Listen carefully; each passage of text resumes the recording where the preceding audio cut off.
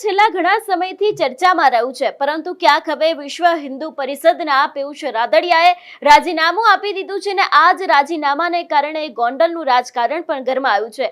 વિગતે ચર્ચા કરીએ કે સમગ્ર રિપોર્ટ શું છે, સમગ્ર ઘટના શું બની છે અને કેમ અચાનક રાજીનામું આપી દેવામાં આવ્યું છે। નમસ્કાર, હું હંસિની અને તમે જોઈ રહ્યા છો નિર્ભય ન્યૂઝ।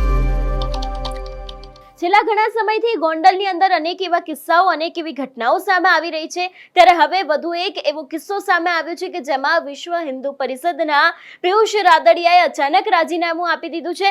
વિગતે ચર્ચા કરવામાં આવે, ખાસ કરીને આ તેમનું રાજીનામું છે। આ રાજીનામું છે તે કનુભાઈને આપવામાં આવ્યું છે। ખાસ કરીને રાજીનામું મંજૂર કરવા અંગેની અહીં લખાણ પણ લખવામાં આવ્યું છે। છેલ્લા 6 મહિનાથી ગોંડલ શહેર વિશ્વ હિન્દુ પરિષદ અધ્યક્ષ તરીકેની જવાબદારી નિભાવીએ છીએ અને સમાજ સેવા માટે કાર્યરત છીએ।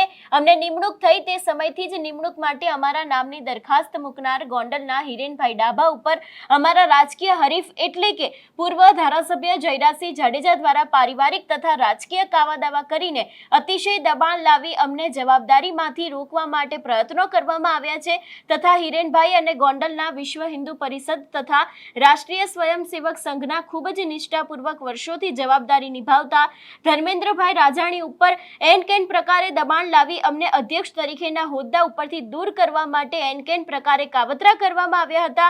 હનુમાન જયંતિ જેવા ધાર્મિક પર્વમાં પણ રાજકારણ લાવી હનુમાન જયંતિની શોભાયાત્રા જે અમને હાજરી હશે તો પૂર્વ ધારાસભ્ય તથા તેમના પરિવારમાંથી કોઈ પણ વ્યક્તિ હાજર નહીં રહીને તેઓ વ્યક્તિગત વિરોધ કરી ગોંડલ વિશ્વ હિન્દુ પરિષદ તથા બજરંગ દળના હોદ્દેદારો તથા કાર્યકર્તાઓ ઉપર દબાણ લાવવામાં આવ્યું હતું। આ દબાણને પણ વશ ન થઈને અમે વિશ્વ હિન્દુ પરિષદમાં રહીને સનાતન ધર્મનું કામ કરવાનું ચાલુ રાખ્યું। તેથી જ અમારા ઉપર ખોટા ગુના દાખલ કરીને અમારા અમાનુષી અત્યાચાર ગુજારવામાં આવ્યો। આટલેથી નહીં અટકતા અમારા કાયદાની પ્રોસેસ પૂરી થઈ ગયા હોવા છતાં આ વ્યક્તિ દ્વારા અમારો બુલંદ અવાજ દબાવવા માટે કાવાદાવા હજુ પણ ચાલુ છે।